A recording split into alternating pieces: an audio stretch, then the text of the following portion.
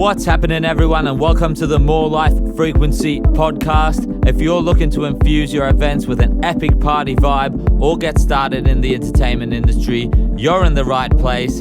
I'm your host, Isaac, and after a decade of rocking dance floors from Australia to Greece, I'm here to share the strategies and stories from my journey in the entertainment business.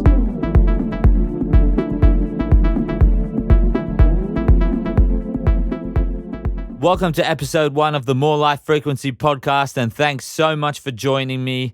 Today, we're diving into the top 4 must-know tips for an epic event. These are game changers that will take your party from level 0 to level 100 real quick. So let's start off with number 4, which is budget for the beat. What do I mean by that? It's the budget for the entertainment. And trust me when I say this is not where you should cut corners. So you really want to make sure that if this event is super special for you, like, it's an engagement party or it's your 21st, something that, let's be honest, you're going to remember for the rest of your life, you want to put enough funds in order to book somebody who is super professional and knows what they're doing, a DJ or an entertainer that's going to make your night and your guest's night super memorable and a night that you're never going to forget. So a lesson I've learned over the years is sometimes when people are organizing events and going on to throw these, let's say, for example, engagement parties, they focus a lot on, providing things like fancy plates, and they end up paying the venue an extra $1,500 or $2,000 just for that. Or I had a friend of mine throwing his engagement party and they charged $2,000 extra just to include some fancy tablecloths and placemats. I don't know about you, but nobody 10 years down the line is going to come back and say, "Oh, do you remember those placemats at that guy's engagement? Oh my God, they were off the hook, like completely off the hook." No one cares. No one cares about that. So focus on things that people are going to actually remember the party by, which is the entertainment, how much they danced, how much they enjoyed the night. And that means putting a budget aside for a DJ and for an entertainer.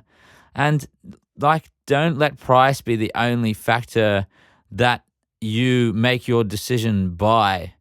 A lesson I learned a long time ago, and I'm grateful that I did, which applies when buying any product basically, is, and write this down into your notes so you remember, it's buy it nice or buy it twice. That's definitely the realest talk I have heard, and one of the quotes I keep remembering whenever I'm going to purchase something is that, if you cheap out, you're going to get what you pay for. If I rewind the clock a bit and talk about my experience getting booked as a DJ, it's not the first time that a client has rejected my quote because of the price, and it definitely won't be the last.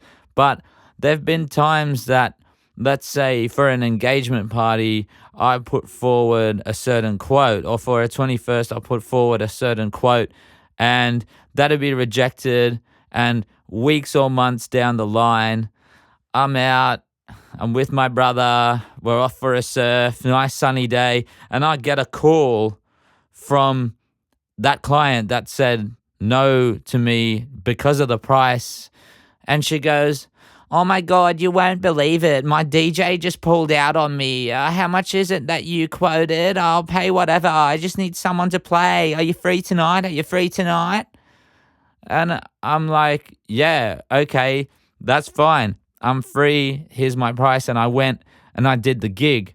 But imagine the stress this person must have been under, knowing that on the day of the event that her DJ just pulled out of the gig and she's going to have nobody to play the music and perform on the night. It's something that's so detrimental to your event. if your DJ or entertainer gets pulled out. So put the money behind it in order to secure the booking. If you only pay your DJ or entertainer $100, or you give him a six pack for playing your event, don't be surprised when they come back and say, hey, I can't make it, because they would have taken any other opportunity that pays a little bit more and leave you hanging high and dry. That's not what I would do, but a lot of DJs, unfortunately, do that.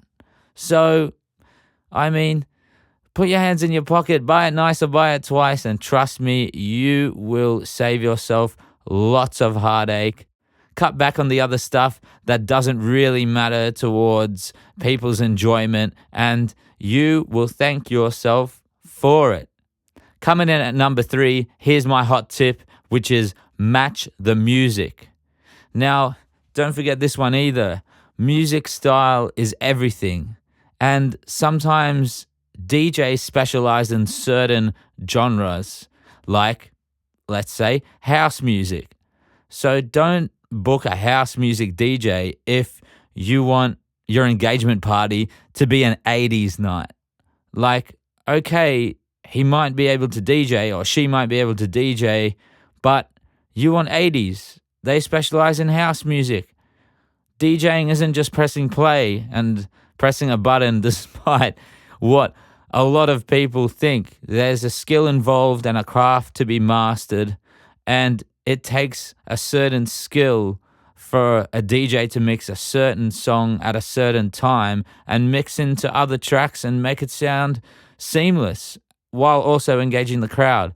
And some DJs do it better with house, some do it better with 80s. So do your research on the DJ or the entertainer. There's so many resources available these days. You can have a look at their website to find out about the entertainer or DJ. You can go onto SoundCloud to check out their DJ mixes and have a listen. YouTube is great for videos and past performances. Like, the list is absolutely endless. And of course, you can go search for some podcasts like this, More Life Frequency. Shameless plug, I know, but it'll just get you a bit more comfortable with the entertainer and the DJ that you are booking, to make sure you're getting what you paid for and that the DJ caters for the music that you want and the vibe you want for your night. Coming in at number 2, we've got my tip, which is communicate, communicate, communicate. And this means talking to your DJ about your music preferences. What do you want played on the night? What do you don't want played on the night? Do you have certain songs that need to come on at a certain time? Talk about music genres as well. So remember, I just said you've got your house music DJs. Well, house comes under a lot of subgenres as well. So you've got deep house, you've got Afro house, you've got all sorts of house music. So they might be a house music DJ, and they think that for your event, deep house would really suit. Not everybody really knows what deep house actually is. So just by chatting to the DJ, you'll be on the same page of the type of music genre that is actually being spoken about and that could suit your event. Let them know also specific artists that you like, songs that you love. Share a playlist with them that will capture the mood that you are after at your event, and describe the energy that you want to create. And remember that the more you share with your DJ, the more epic the music and the experience will be. Here it comes, the number 1 tip that you've been waiting for, and we're throwing a curveball. It has nothing to do with the actual entertainer. It's actually all about the venue and doing a venue vibe check. The most important tip by far, to make sure the venue matches the vibe that you're going for. Is the venue DJ friendly? Do they have your setup needs? And so think about that for a second. For example, some people might want a stage at their event, or some room for big speakers and a sub. And not all venues are going to be the best for that sort of event. If you want an intimate venue, making sure it's a bit of a smaller space with a cozy vibe, it goes a long way when you envision what you ultimately want. It saves a lot of time and hassle. I'm going to rewind the clock a little bit and tell a bit of a story about one of my previous gigs that was held at a venue it was beautiful. It was super nice, 360 views of the ocean, one story up. So, having that view of all the yachts and things like that, it was a sunny afternoon, amazing. That party vibe was in the air, and you can just sense it. Now, I did this gig with another DJ, my business partner actually, and he pointed something out when we were going to set up equipment. And he goes, "Hey, Ice, have a look at the room that we're going to play in." And I said, "What about it?" And he goes, It's made of wood." I'm like, "Yeah, okay, like it's made of wood." He said, "And there's a restaurant downstairs." And we kind of looked at each other and go, "Oh, damn. This is going to be interesting." Because we knew that the gig that we were about to play, like, they wanted to get the party pumping and the people jumping for sure. So, lo and behold, the party starts again, like such a vibe where this place was. Awesome. And from the moment the hen entered the room, it was on. The party was on. People were dancing. People were singing. And the energy was high. What happens next? The venue owner coming up the steps.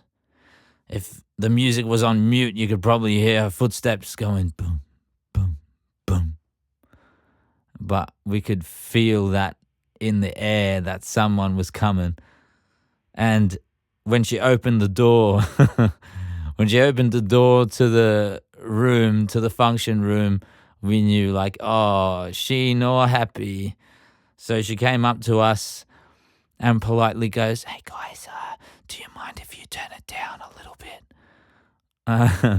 And we were like, okay, like that's absolutely fine, not a problem.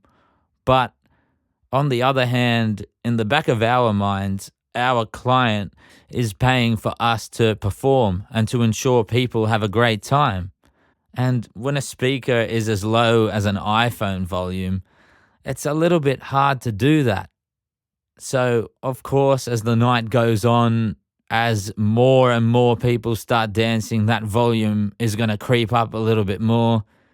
And then, of course, venue manager comes storming into the room again and goes, "I told you to turn it down before. Why are you turning it up now?" And, you kind of have to just be like, yeah, okay, we'll keep it down. But it's just that conflict of interest sort of situation where the client's paying you in order to perform, but the venue is not allowing that. So don't put the DJ or entertainer in that situation, please, because I ensure they will want to make your event absolutely unforgettable. And if the venue is always coming around asking to turn it down, or God forbid, shuts it down, it's a little bit hard to do so. Now, look, that goes without saying, this event that we did was an absolute blast and it went really well. Eventually, the venue manager gave up coming up and asking to turn it down, but it must not have been fun for the people downstairs having dinner. So just think about the type of venue that you go for and do this before you even book your act, your DJ or your entertainer, and it'll save you a ton of hassle and ensure them good vibes. So there you have it, your top 4 must-know tips for an epic event. We've covered setting aside a budget for your DJ or entertainer, recruiting the right DJ for your music taste, the importance of communication with the DJ or entertainer, and making sure you book the most epic venue for your dream event. By considering these details, I'm sure you're going to minimize stress and maximize them good vibes.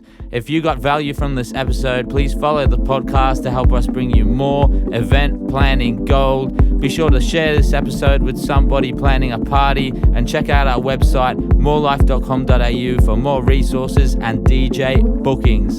I'm Isaac, and thanks for tuning in to the More Life Frequency. Until next time, all the best and stuff the rest.